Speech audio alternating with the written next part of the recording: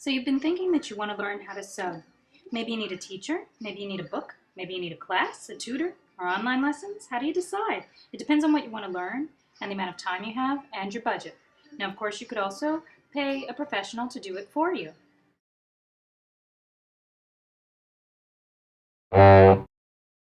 No, I'm not talking about your grandmother's sewing. I'm talking about things that are cooler, up to date, modern. So maybe you love pot holders and aprons and pillows, but that's not what we're talking about here.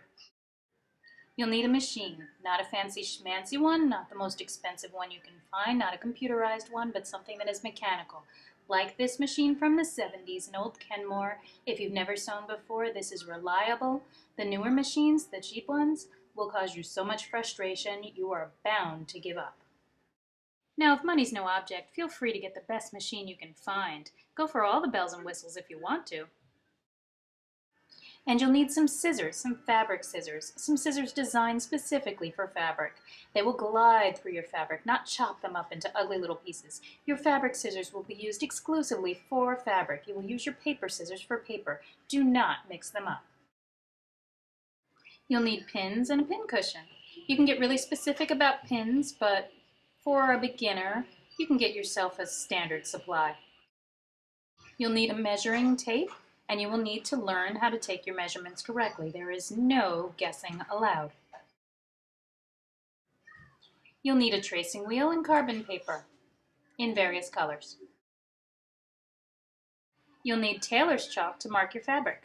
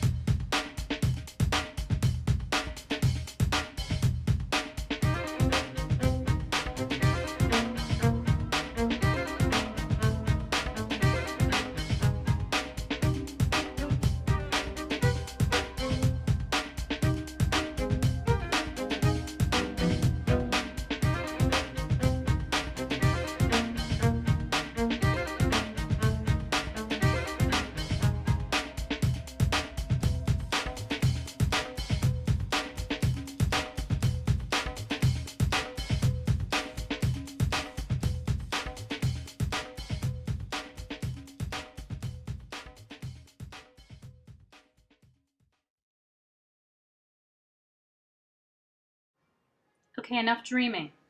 Now let's say you find a pattern that's exactly what you want, but it's not your size. It never is. Let's say you find something perfect, but you need to know how to make it. Where do you start?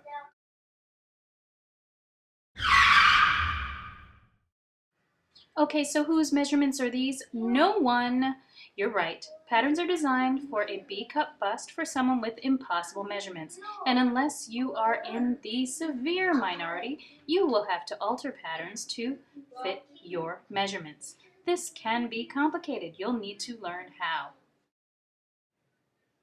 The back of your pattern envelope is going to give you a lot of information that you will need in order to make your garment. It'll tell you how the garment is supposed to fit, where it will fall on the body. It will tell you what notions you need. It will tell you what fabrics to use. Don't deviate too far from the fabrics that it tells you to use, because if it tells you to use a stretch knit, you will run into trouble if you try to use something else.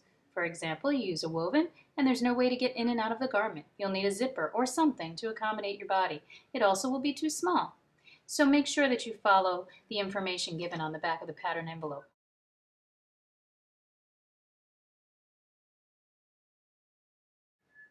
Sometimes it's hard to think creatively when you see the picture or the designer sketch on the front of the pattern envelope.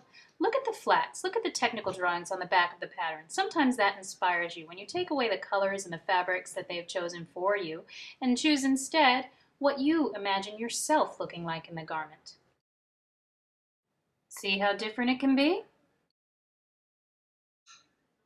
So if you're yearning to learn, aching to make, or itching to stitch, just go to www.findadressmaker.com to find yourself a teacher, a book, or an online class to help you out.